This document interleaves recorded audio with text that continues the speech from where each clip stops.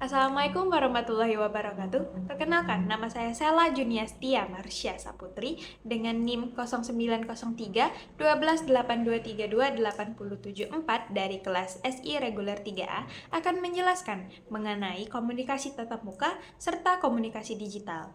Juga perbandingan antara komunikasi tatap muka dan juga komunikasi digital. Selamat menyaksikan.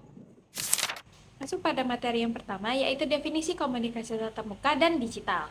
Komunikasi tatap muka adalah interaksi langsung antara individu tanpa perantara alat teknologi. Proses ini memungkinkan penyampaian pesan melalui kata-kata atau secara verbal, serta elemen-elemen nonverbal seperti ekspresi wajah, bahasa tubuh, nada suara, dan lain sebagainya. Contohnya itu adalah diskusi, rapat langsung, ataupun percakapan sehari-hari.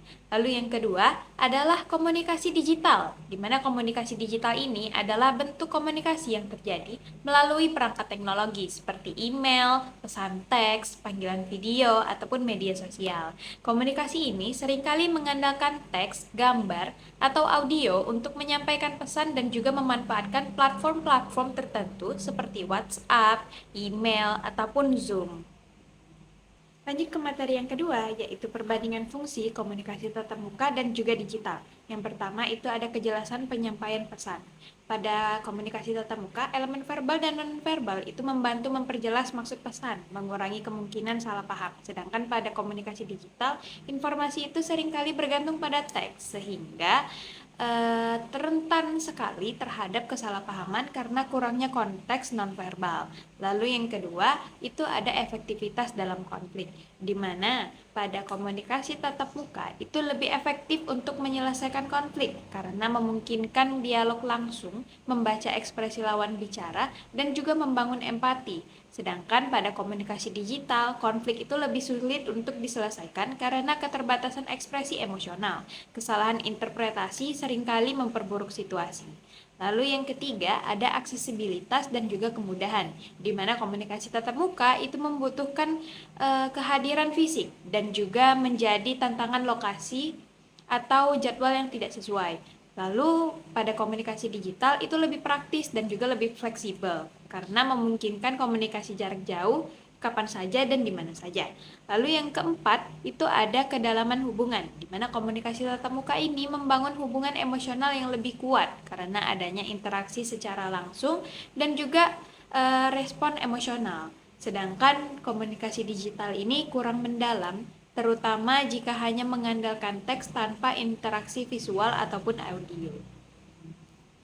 Masuk ke materi yang ketiga, yaitu kelebihan dan kekurangan komunikasi tatap muka dan juga komunikasi digital. Yang pertama, itu kelebihan komunikasi tatap muka, di mana komunikasi ini lebih personal dan juga emosional dengan menciptakan hubungan yang lebih kuat. Lalu yang kedua, itu ada pesan kompleks yang lebih mudah dijelaskan karena adanya dukungan bahasa nonverbal. Lalu selanjutnya itu ada mengurangi resiko salah paham. Lalu kekurangan komunikasi tatap muka ini, yang pertama itu adalah membutuhkan waktu, tempat, dan juga usaha untuk bertemu langsung. Lalu yang kedua itu tidak praktis dalam situasi yang jarak jauh ataupun keterbatasan waktu. Lalu ada juga kelebihan dari komunikasi digital. Yang pertama itu adalah praktis, memungkinkan komunikasi jarak jauh tanpa adanya kendala geografis. Lalu yang kedua adalah efisien untuk menyampaikan pesan singkat ataupun yang terjadwal. Lalu yang terakhir adalah mendukung dokumentasi seperti penyimpanan email ataupun pesan. Lalu kekurangan dari komunikasi digital ini adalah yang pertama, itu kurang kontekstual dan juga minim elemen nonverbal. Lalu yang kedua adalah kesalahpahaman ini lebih mudah terjadi karena pesan teks ini sulit untuk menyampaikan emosi. Lalu yang terakhir adalah kurangnya kedalaman hubungan emosional dibandingkan dengan komunikasi tatap muka. Masuk ke materi yang selanjutnya, yaitu situasi di mana komunikasi tatap muka atau komunikasi digital lah yang lebih efektif. Yang pertama adalah situasi di mana komunikasi tatap muka itu lebih efektif.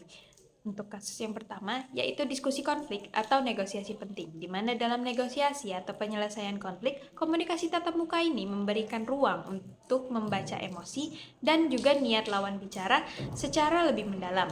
Ekspresi wajah, nada suara, dan juga bahasa tubuh dapat menjadi indikator penting untuk memahami maksud yang sebenarnya. Misalnya, dalam negosiasi bisnis, kehadiran fisik memungkinkan kedua pihak untuk membangun rasa saling percaya dan memastikan tidak ada hal penting yang diabaikan. Lalu masuk ke situasi yang kedua, yaitu situasi yang membutuhkan empati, di mana dalam situasi ini, komunikasi tatap muka itu sangat penting ketika individu perlu memberikan dukungan emosional, seperti saat menyampaikan kabar buruk, memberikan nasihat, ataupun membantu seseorang untuk menghadapi masalah pribadinya. Kehadiran langsung memungkinkan lawan bicara merasa didengarkan, dipahami, dan juga karena melakukan komunikasi secara langsung ini dapat melakukan kontak mata dan juga gerakan tubuh dapat menunjukkan perhatian penuh. Lalu masuk ke kasus yang selanjutnya, yaitu pengambilan keputusan yang kompleks. Nah, pada situasi ini, itu adalah situasi yang melibatkan keputusan penting. Seringkali, pada situasi ini memerlukan diskusi mendalam yang hanya bisa efektif jika dilakukan secara langsung. Dalam pertemuan tatap muka, diskusi dapat dilakukan dengan lebih mendalam karena tidak ada hambatan teknologi, seperti keterbatasan durasi ataupun gangguan koneksi. Lalu masuk di situasi yang kedua, yaitu situasi di mana komunikasi digital itu lebih efektif dibandingkan komunikasi tatap muka. Nah, untuk kasus yang pertama yaitu komunikasi jarak jauh atau antar zona waktu. Nah, jadi ketika individu atau tim yang berada di lokasi geografis yang berbeda, komunikasi digital ini dapat menjadi solusi yang praktis, di mana teknologi seperti email, aplikasi perpesanan instan, atau bahkan video konferensi itu dapat memudahkan komunikasi tanpa perlu bertemu secara langsung. Contohnya itu tim proyek internasional yang berada di berbagai negara dapat mengadakan rapat melalui Zoom meeting untuk menghemat waktu dan juga biaya. Lalu untuk kasus yang kedua, yaitu penyampaian informasi singkat atau administratif. Jadi, komunikasi digital ini dinilai lebih efisien untuk menyampaikan pesan yang bersifat administratif atau informasi singkat, seperti pemberitahuan rapat, pengumuman jadwal, ataupun pembagian tugas. Misalnya seperti pemberitahuan perubahan jadwal kelas yang dapat dengan cepat dikirim melalui grup WhatsApp tanpa perlu mengumpulkan mahasiswa secara langsung.